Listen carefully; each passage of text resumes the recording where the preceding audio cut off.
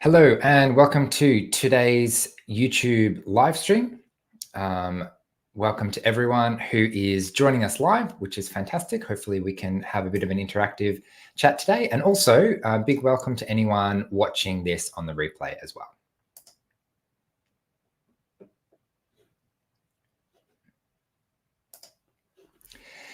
So I don't do many live streams at the moment, but I'm trialing it out because it's something I'm a little bit scared of. It's a bit unknown and I don't have a plan for today at all. I'm here, you're here. So hello to Shelbourne and Heather and Sir Ducksworth and everyone else who is saying hello in the chat right now, which is fantastic. So my plan, if you can even call it a plan, is to schedule this time, turn up, and see what happens. So I'll be able to take questions or comments or topics or suggestions or anything in the comments in terms of what you'd like us to talk about as a group. And hopefully I can become less scared of this medium in the future, which means that we can do more of them if you like this type of format. And that way, it's something a little bit different that is a bit more interactive than a video that I pre-prepare without any input. So many people saying hello. Hi, Emerald and Daniel and Saved by Grace and Anne and Alicia and so many others that I can't possibly name anyone. So it looks like we've got quite a lot of people from everywhere today, which is fantastic. We've already had a question submitted, so I might start with that one. So Nina from Norway, I'm assuming, is saying, any tips on how to actually get things done when you're in an autistic shutdown? Like the things that should get done, like life. Also, how to show up more when you're autistic. So that was submitted in advance via a super chat. So feel free to leave a question in the chat if you'd like me to respond to that. Otherwise, there's also the super chat option, which makes it more likely for me to see it because I can actually finish my sentence. It actually saves it in the chat so it doesn't get lost. Okay, so what was the question again? Any tips on how to get things done when you're in an autistic shutdown? What do you think in the comments? What are your tips on what to do when you're in an autistic shutdown? I'd love to hear what you have to say. For me, my strategy is to actively drop things. So what that looks like is I usually have an attachment to getting everything done and doing things well and showing up and feeling like I'm doing well at life. And sometimes psychologically, I just need to let that go and realize I can't come into work today. I can't go to that birthday party. I can't do the dishes today. I'm not going to be able to, whatever the things are that feel important, almost all of the time in the short term, they're not as important as I thought they were. And then if it's even worse than that, then it's basically damage control.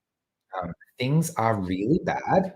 There are bad consequences for not not showing up, and there's things that I absolutely need to do. I get this from parents all the time. It's like, I'm struggling here. What can I do to manage this situation? Sometimes it's just about damage control. I can't avoid all the bad consequences. How do I avoid the worst consequences?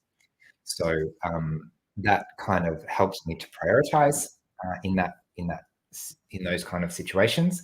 And for the most part, it's just a really challenging psychological thing to do, to accept things are actually really terrible at the moment.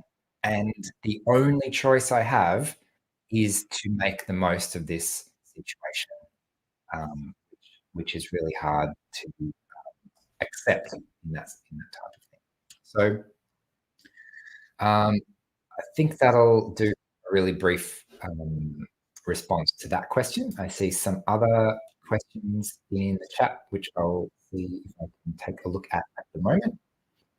Um, how do you feel about levels? I assume what you mean by this and is how do I feel about the ASD level 1, level 2, level 3? Um, so I assume that's what you mean by that. Um, Personally, I'm not sure. I don't have a strong personal opinion on them. I don't hate them. I can see why they're what they're trying to do. They can be quite misleading. Whenever I'm doing a presentation, I always include the fun fact that everyone should know that levels do not, like the levels of autism do not, they are how much support a person needs. They do not tell you how well the person can do and what their capacity is if they are supported. So, a person with level 1 ASD with adequate supports might do just as well as a person with level 3 ASD with adequate supports. Um, so, it's not ideal. It is a bit of a controversial question. I've had a chat to lots of people about this who really don't like it. It was a bit of an attempt to replace functioning labels. So it's definitely a lot better than labeling people high functioning and low functioning, because that is problematic for lots of reasons that I probably don't need to go into. So how do you like? An example I often share is a friend of mine who is saying like, how do I tell my son's support worker, right? You're taking him to university. He's a lot smarter than you. Do not leave him alone for an instant. Especially do not let him go to the toilet by himself because he will strike up a conversation in a public toilet with a stranger because he has absolutely no social awareness, which is really dangerous.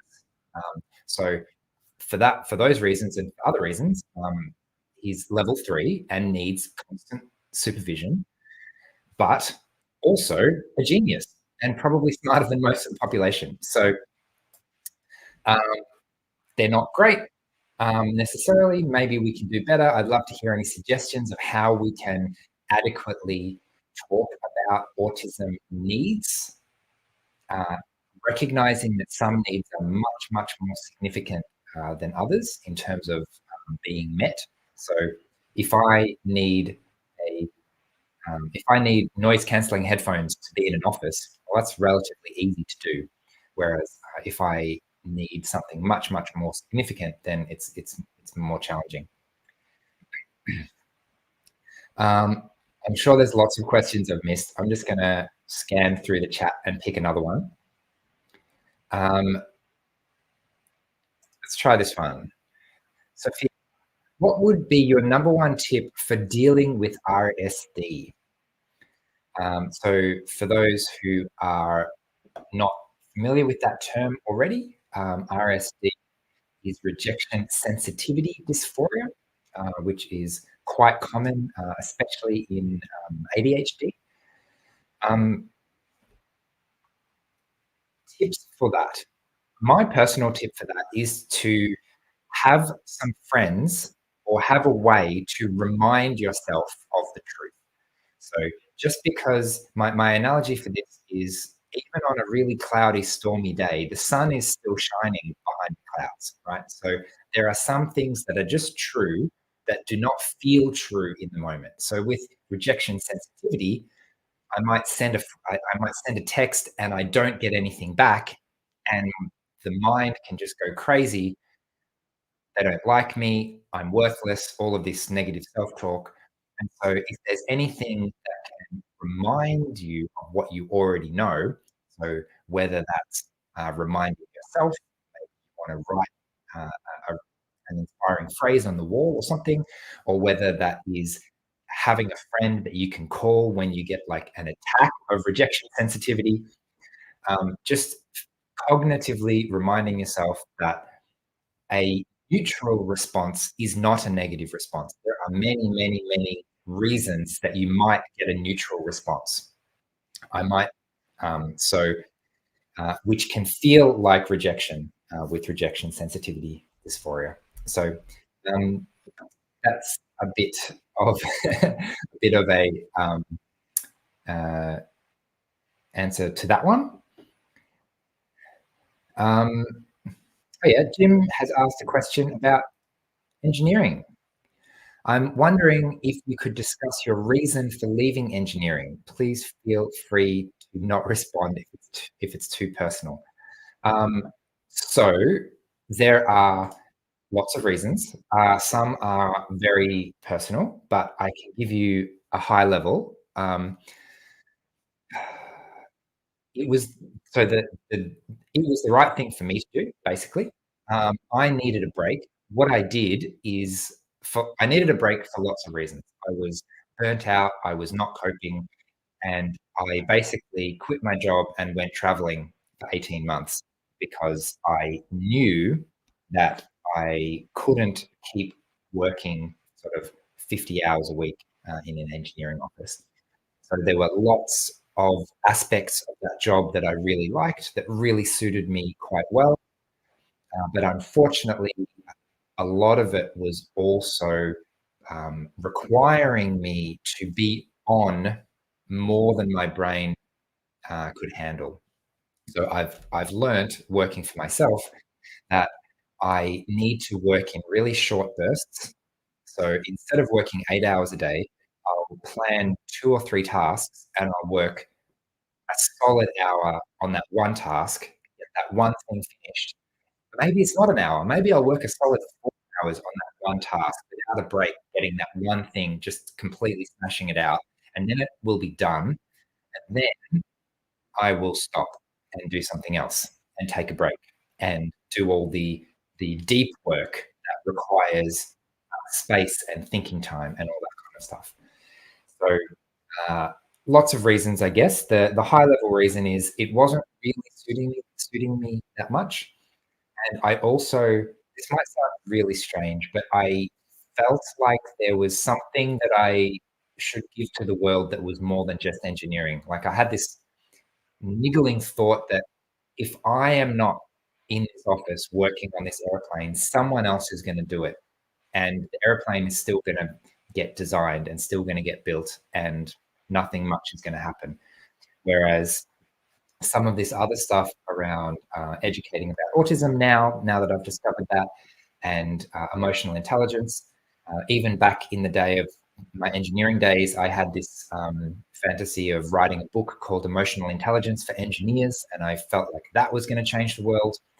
That is actually very similar to the actual book that I'm actually writing. So I've just finished writing the preface for that just recently, and I talk a little bit about my initial concept of why I wanted to write this book, Emotional Intelligence for Engineers, and how it has now morphed into unlocking your emotional brain. So anyway, thanks for that question, Jim. I hope that was interesting for you.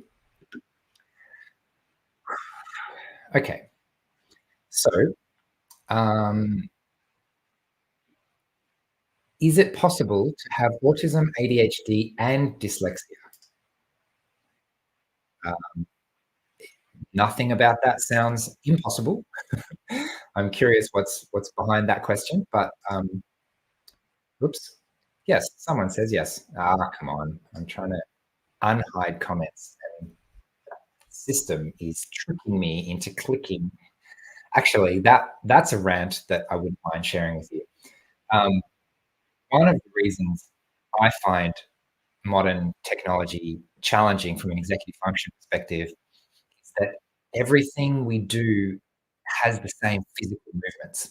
So if I were to make myself some cereal in the morning for breakfast, or if I were to, I don't know, plant a tree or climb a ladder, or even write something in a book, they all have different physical movements.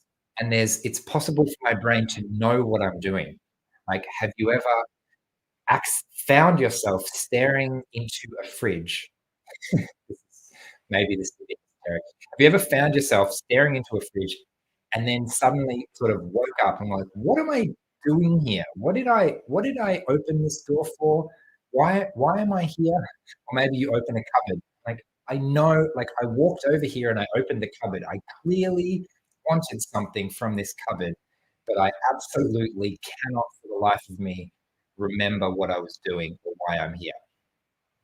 So with technology, with a phone, I don't have my phone. Let's pretend this is a phone.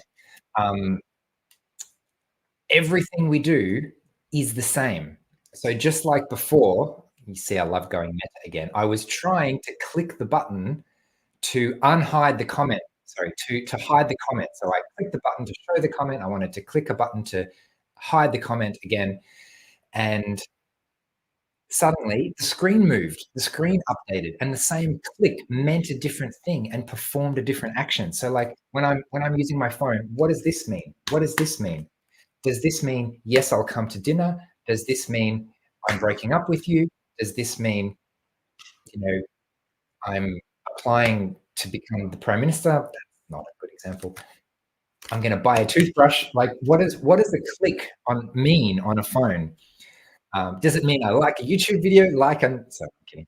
Um, so that is particularly challenging because there's no physical reminder of what I'm doing. So if I have to think, oh, I want to check an email, I need to respond to so and so, then I have to open my phone, scan for the right app, click the app, do so many clicks, and if anything distracts me at all, I'm gonna forget what I was actually doing. A little bit like going to a going to open the cupboard and just not remembering why I was there. The difference being, if I open the cupboard, I've got some clue. I'm standing in front of a cupboard. There must be something in this cupboard that I actually wanted. Whereas if I'm looking at my phone and I suddenly find myself, I don't know, on Facebook or on another app or something like that, what was I originally doing? Oh yeah, I was trying to check my bank statement, or I was trying to pay a bill, or I was trying to respond to a friend. It's not obvious. Um, all right. Yes, technology. Challenging. Great. I wonder if there's a way. Okay, I found it. I found a hack to hide a comment that I've just shared. Anyway, that's you don't need to know that. Okay, let me scan the comments again to see if I can find another question, like this one, for example. Have you ever been social with other people like you were a kid? Like when you were a kid? Have you noticed that I read sentences one word at a time? Because that's, have you ever been social with other people when you were a kid? Yes, short answer. Assuming you'd like slightly longer than a short answer, it turns out, um, when I look back in hindsight, I actually did really well socially when it was one on one. So every once in a while, my parents would organize a play date, or I would have an opportunity to, be with one person or maybe like two or three people. Um, and it was actually okay for a reason that I never quite figured out. It was only at school or in groups or in new situations where I wouldn't like make friends because there was a group and I didn't know who to talk to or how to talk to them, and they would all talk to each other and just get left out. Whereas if there's only one person, then it was just much, much, much simpler, and I could just respond to that one person and they could respond to me, and the feedback loop was much clearer to see. So I could do a much better job at guessing what they're likely to respond well to. I actually remember when I was maybe 5 or 6 years old. I had my very, very first sort of after school play date. And I remember the arrangement was I'd go over to this other little boy's house and my mum was going to come and pick me up at 5 o'clock. Like, wow, 5 o'clock. We'd go home after school at like 3:30 and we'd have an hour and a half before I'd get picked up in the afternoon. And I remember being so anxious about that. Like, what on earth? How can we possibly fill an hour and a half when you're 5 years old? That's a very, very long time. And to this day, I still don't know the answer to that question, but somehow magically it worked and it was fine. So the answer for me is to just stress less about it and trust that if the situation is right, then it will likely be fine for reasons that I don't understand. And similarly, lots of other situations will likely be not fine for also reasons that I don't understand. Um, okay, so let's look at Emerald Queen has a question slash statement. I disability where I need physical therapy for life and PT, me off medical care and meltdown. So on the edge of meltdown, you see, I have to summarize the question so I actually understand. Any tips for how to explain why I'm hurting to make her understand? So yeah, it is. This is a really common challenge, actually. When your experience is different to the people around you, um, sometimes it helps to actively point that out. It's a strategy that I learned in a book called Crucial Conversations, where it's basically how to have a really tough conversation where someone's not likely, not going to understand you. So if you know someone is likely to misunderstand you in a certain way, you can actually contrast the things right next to each other. Something like, I know it sounds like this, but actually what I'm saying is this. So in this kind of situation, it might be something like, I know it sounds like what I'm describing is a really everyday occurrence and everyone has this type of pain. But actually, what's happening with me is very different. I'm actually in a lot of pain, and I need this thing, and I'm very close to meltdown or shutdown or whatever it is.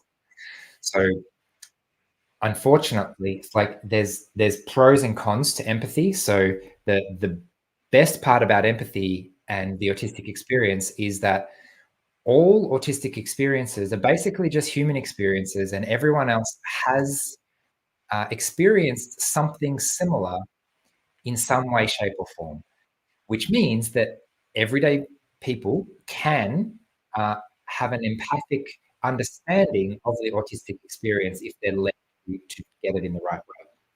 The downside is exactly all those same things because everyone has had a similar experience of overwhelm, for example, or of sensory overwhelm, or social anxiety, or other things like that. They map the autistic experience onto their experience. And in the process, they lose a lot of the really important information. So, an example I often give is, you know, no one likes going upstairs, right? Oh, if I told someone it was really frustrating because they had to go up 2 flights of stairs because the lift was broken, they might say, yeah, yeah, I empathize with that. I also don't like going upstairs. Whereas if the person telling you that was on crutches, suddenly the fact that they had to go upstairs is not just a minor inconvenience, it's a big inconvenience. So it really depends on the person as to how extreme the reaction is to a particular situation. And unfortunately, when your reaction is more extreme than most people, it can be really hard for others to understand. So, in my experience, pointing that out explicitly can sometimes help people to jump out of their own little bubble. It doesn't always work, but yeah. Okay, let's move on. And we'll also see how long my lasts. How's the format? Do you like this format? Let me know in the comments if you want me to do more of this type of unstructured events where I have no idea what I'm about to say. Okay, seeing some people, Deanne says, thank you, Paul, for all your helpful information. Yes, okay, great. I'll use my new hack to hide the current comment. Um, okay, fantastic.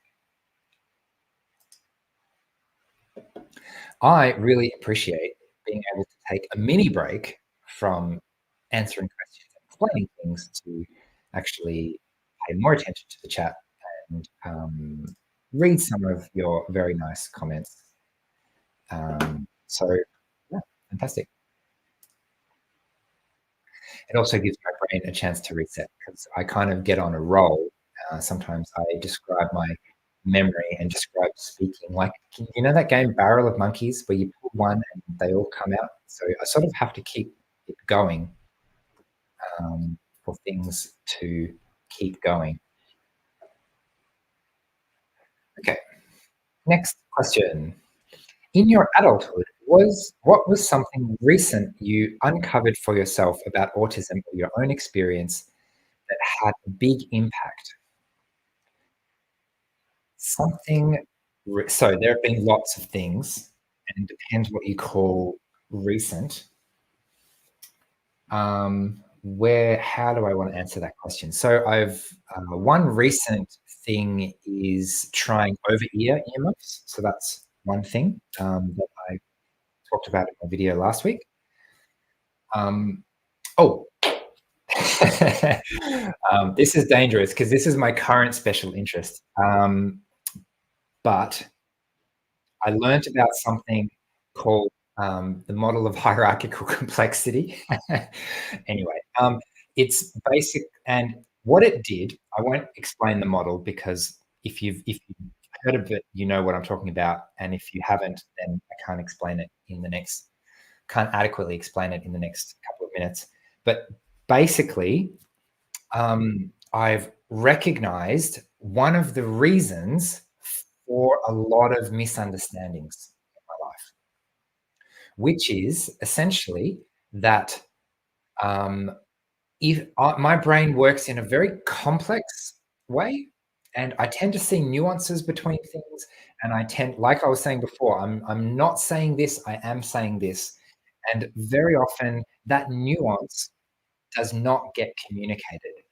And so what I've realized is that when I try to communicate in a way that is too complex, the other person will hear a simplified version of what I'm saying. So they haven't misunderstood me as such, they've just simplified the message. So think about, imagine if I wrote you a 400 word text message on a phone saying, I'm really sorry for last night, whatever I did. I'm sure I did something wrong. I'm really sorry. It is very unlikely that the person is going to read every single word of that 400 word text message and read it slow enough to think about exactly what I mean and understand the nuance of what I'm really trying to get at with my very, very precise language. So, therefore, what happens is they understand a much more simplified version, and therefore, I need to be really careful to make sure that the simplified version that is likely to be understood is actually helpful or not. Otherwise, what I end up doing is digging myself a hole and then keep on digging.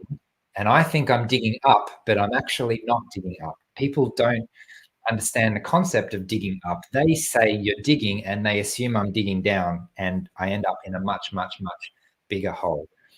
Um, so I guess what I've realized is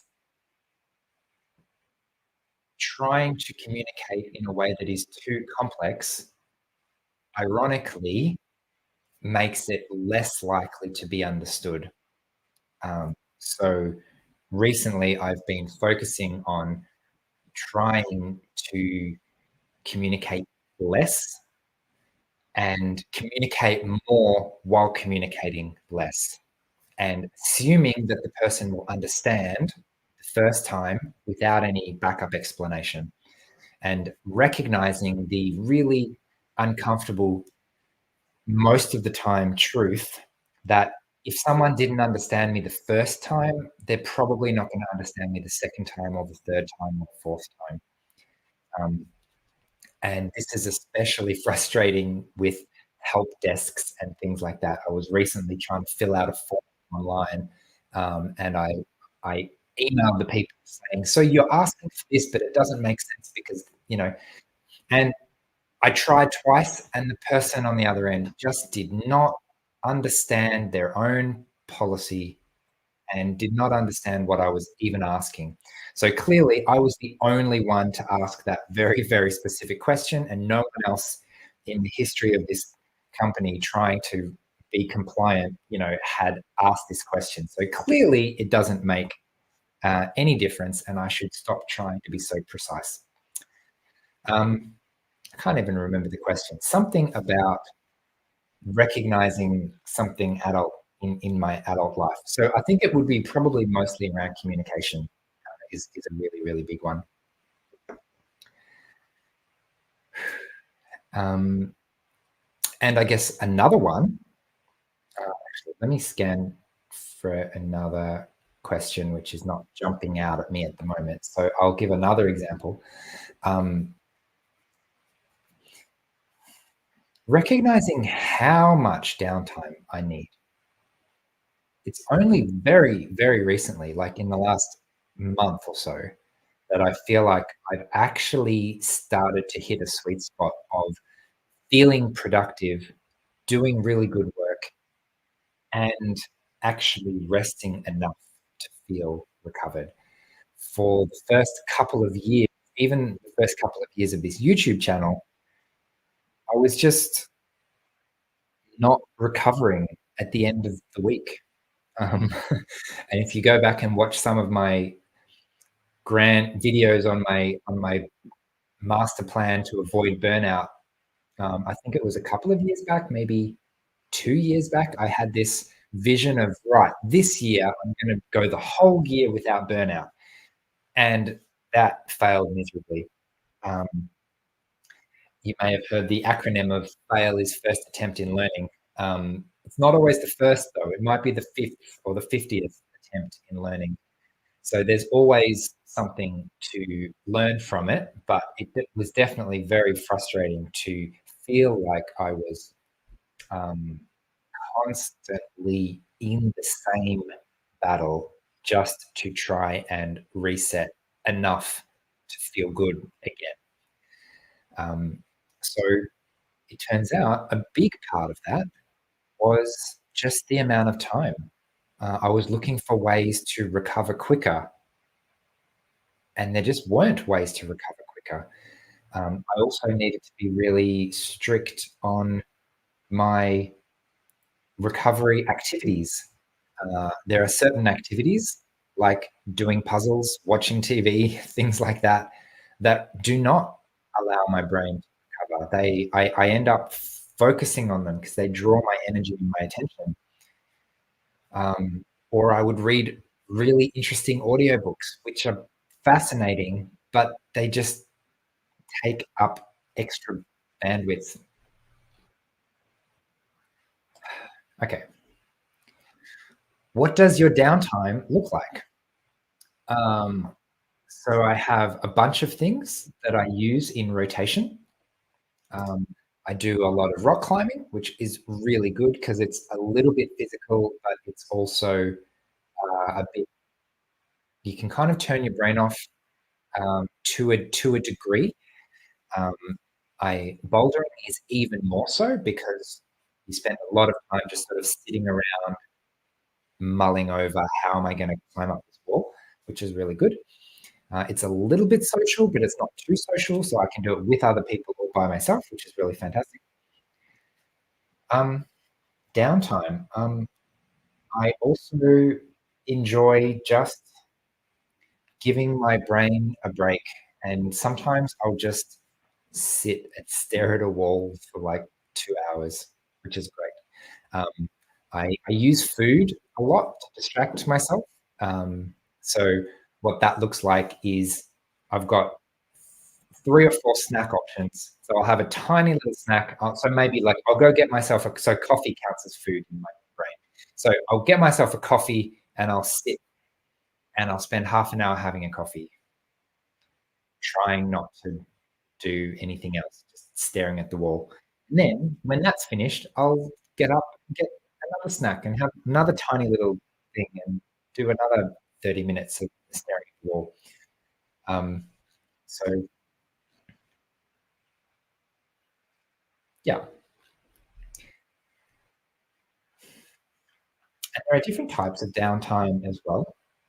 So there are some audiobooks, for example, and other topics that I'm not actively involved in on the YouTube channel or on the Autism from the Inside education side that are just really interesting.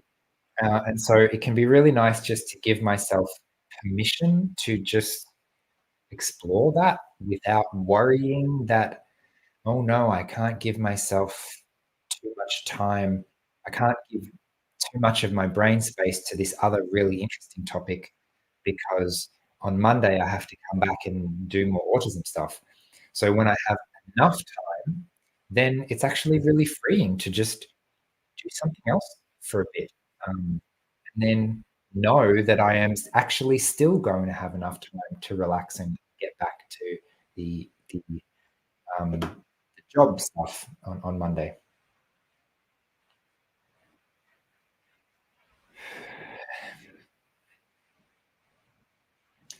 Um, Interestingly, it took me a while to realize that podcasts drained my energy. In my very early engineering days, I used to have a 2-hour commute, bus, tram, bus to get to work and back every day. So bus, tram, bus, tram, bus, 2 hours each way. And so I would download podcasts in advance, back before they were freely available to stream, and I would listen to them on the train, and then I would wonder why I was so wrecked when I got home. I mean, partly it was because a 2-hour commute each way turns an 8-hour day into a 12-hour day, which is already a huge amount. Um, but also, it's just more information, more information, more information, more information, more information, more information. And even if it's interesting information, it's a little bit like hyperfocus. It's not sustainable. And after a period of hyperfocus, it's often necessary to have a crash because it wasn't sustainable. I was really pushing myself because I was really interested in doing this thing that I'm hyperfocusing on. And then when I finish doing that or when I transition out of that, well, I've used I've used all of tomorrow's resources already today on this very interesting task I've been hyper focusing on. So in that sense, it doesn't help me relax because it uses tomorrow's resources today just to focus on the thing. So instead, I basically have to um, allow myself both of those things. So if I give myself tomorrow off to do nothing, then it allows me to hyper focus today and listen to a podcast or read up more on this model of hierarchical complexity and fill my brain with information And then I have a really long period of just processing what I've already absorbed. Um, so, yeah, thank you, Nabila, for your point. What other comments do we have? Yeah, I can also hyperfocus. That makes sense. And yeah, it definitely needs a bit of a crash at the end of that. I've found at least.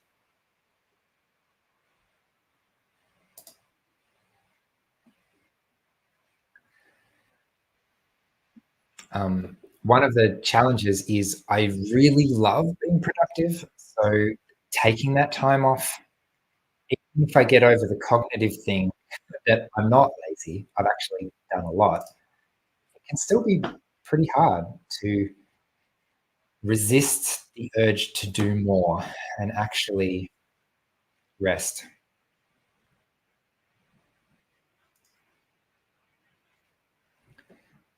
What's been your favorite change to your life since your 4-month travel break? Aside from what you've already said. Okay.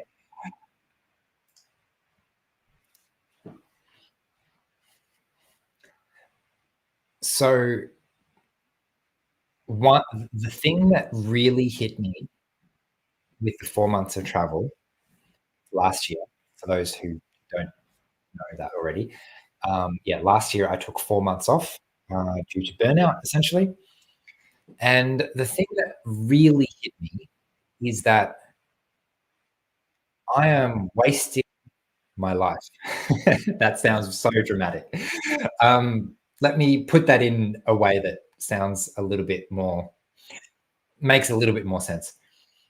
When I am busy, busy, busy, busy, busy all the time, I am actually not achieving that much. I am actually just being busy and getting burnt out, and I'm not really doing that much. So, in a way, the busier I am, the less I'm doing. So what really hit me is why haven't I written a book yet? I've had this idea for 10 or 15 years. Why isn't it? Why haven't I even started this book? So the biggest change is a massive focus change away from, they call it the hamster wheel of like social media and running your own business and things like that. There's just always more to do. And the faster you run, the faster it comes at you. So, how do I get out of that hamster wheel? Well, the answer for me is do one really, really valuable thing instead of trying to do a million kind of a little bit useful things that maybe people might care about and maybe they won't, right? So, the biggest change, I guess, is just accepting the loss of all of the things that I can't do. So a big one, right? I've Some of you may know that I have run a massive online summit for 5 years in a row, and that's been fantastic. And it's also taken a huge amount of time and energy. It probably takes at least 4 or 5 months of the year just to run that one event. Um, so I had to say, I just can't do it this year. I've done it 5 years in a row. What would happen if I didn't run it again this year? And the answer is everything would be okay, actually. I don't have to do that. I don't have to make everything bigger and better than last year. So, um, yeah, that's been a real psychological change to focus on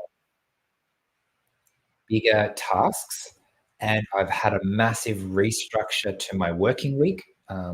Some of you on my book update will have received an email yesterday with some of this, but I'm blocking out bigger and bigger blocks of time. So instead of trying to do something in the morning and then something in the afternoon and then something tomorrow, I'm blocking out like 2 or 3 days at a time for one activity, and then another 2 or 3 days for the next activity.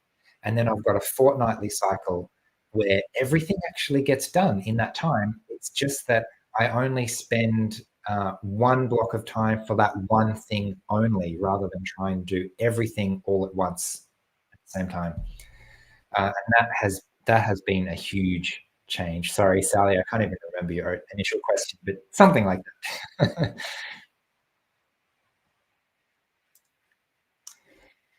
um, a random Zenitsu fan. How old were you when you realized you were autistic? That's a really good one for the chat. Does anyone want to answer that in the comments? Some of you probably know that. Actually, who knows that for me? Who can answer that for me in the comments? I'm betting some of you probably already know the answer to that question. How old was I when I realized I was autistic? See who can be the first one to answer correctly in the comments.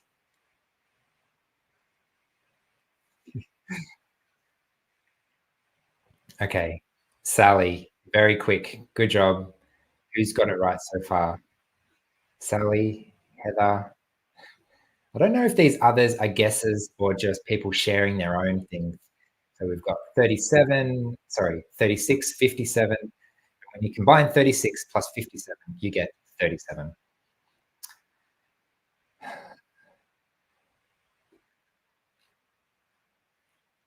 Late 30s, 27, 40. Um, it's actually really interesting. Quite a number of people discover they're autistic, like some people call late diagnosed, like 30s. But what about when you discover you're autistic in your 80s? So quite a number of people um, these days are recognizing, in 60s, 70s, 80s. I don't think I've met anyone over 90 who has recently discovered they're autistic. If you're over 90 and you've recently discovered you're autistic, get in touch. We'll do an interview or something. Um, I think from memory, the oldest person that has I met that recently discovered was about 83-ish. So um, that's kind of crazy. That blows my pretending to be young person brain, to discover something that big at that stage of life.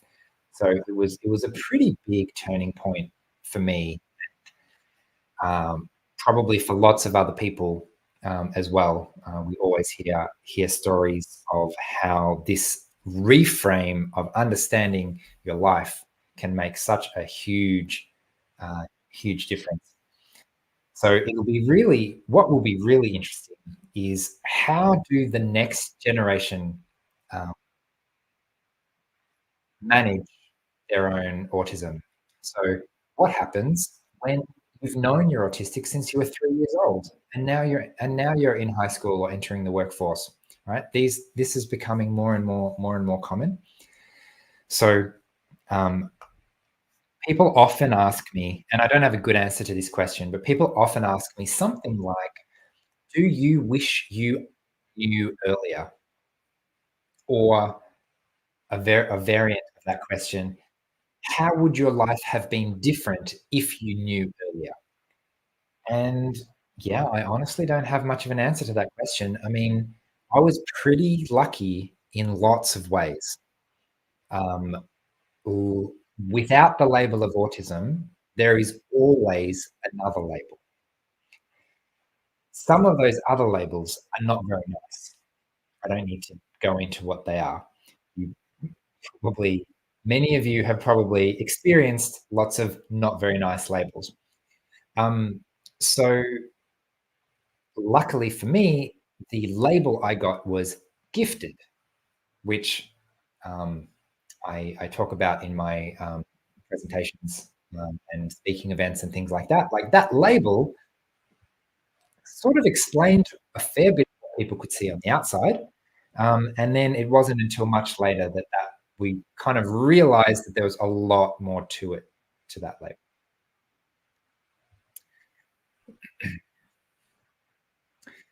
Okay. So an interesting question slash comment from Elena de Howler, Werewolf Queen. Would you consider doing a dedicated video on the Emerald Queen's question and going into more detail and more depth? So for those of you who've just joined us, this was a question around basically how to explain your atypical experience to someone who is not getting it. So that might be a medical setting. I've heard horror stories of people going to the emergency room in hospital and being told, come back if it gets any worse. And they're like, how on earth could this possibly get any worse? How could my pain possibly be any worse? The reason I'm here is because I don't understand. I think I'm dying. That's why I'm here. And you're telling me to come back if it gets worse. And one of the reasons that misunderstanding happens is because in the case, in the example that I'm thinking of, the person was handling the pain reasonably well. So you would imagine if you're in like an 8 out of 10, 10 out of 10 pain, then you might be like screaming in agony. And if you're not screaming in agony, then the people around you imagine, oh, well, the pain must not be that bad then. Whereas actually the pain is that bad. And this is actually a really serious situation that requiring medical attention, except that if you're not expressing it in the same way as other people, it might be misinterpreted.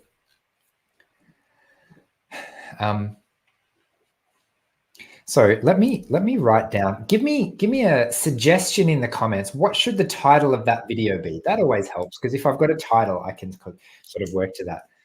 What I'm thinking the core element of that video would be something like the two ways that I mentioned where empathy can be good because everyone can understand, and empathy can also be bad because people assume they understand your experience when they clearly don't. Empathy, good, bad. I don't know if I'm going to remember that. We'll see. If you have a title suggestion, I'd love to hear it in the comments. Thank you to Farmwood. No idea if I'm saying that even remotely. For your super chat just now. I made a commitment to myself that I'm not going to be too afraid to guess people's name pronunciation because it's probably better that I at least guess rather than just avoid it. Because in real life, because I'm so terrible at remembering names, I just avoid names always. And then I'm out of the habit of calling anyone by their name ever, which means that I can easily know someone for months and they're in my group of friends who I might see, I don't know, like let's say I go climbing with people every week. And what if there's someone there that I see every once in a while and I've known them for months and I still don't remember their name because I haven't bothered to actually use it, and therefore I don't get corrected. So attempting to get over that one. Double-edged empathy as a suggestion for that other video. Double-edged empathy. That's pretty good. Double-edged empathy. I can't make any promises on that one, but it sounds like a reasonably good concept to focus on. Empathy, good, the bad, the unexpected.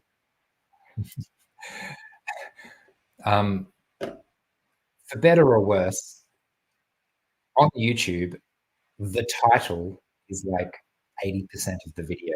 If you get the title right, then the rest is easy.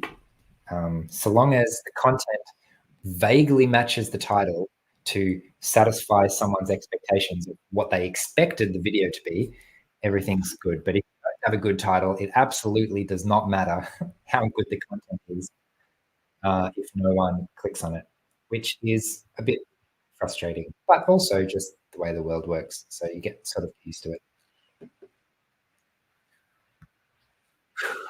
Okay, how much more energy do I have at the end of the week for today? I think I will probably start to wrap up pretty soon. So let's see if we can do maybe one more question. Apologies for the tough name. No one needs to apologize for their own name. But anyway, I get that. So thank you for that. Does being extremely detail oriented while simultaneously easily overwhelmed at the same information, is that a question? And great job on. Oh, so I did actually pronounce it even slightly correct. Fantastic. I absolutely do not understand that question. So my brain is not working as it should be at the moment. Um, Ironically, my detailed oriented brain, which reads one word at a time, makes it takes more energy because instead of looking at a sentence and understanding the sentence as a sentence and getting the meaning from it, instead I will see every word. I will need to focus individually on every word of the sentence, which takes a lot more time, a lot more energy, and does not actually um, make it easier to understand the whole sentence, which is hilarious. And I'm assuming there were probably some typos or something in the actual thing. So that's hilarious. Thanks for that. um, Another vote for double-edged empathy. Um, Thanks for that one as well.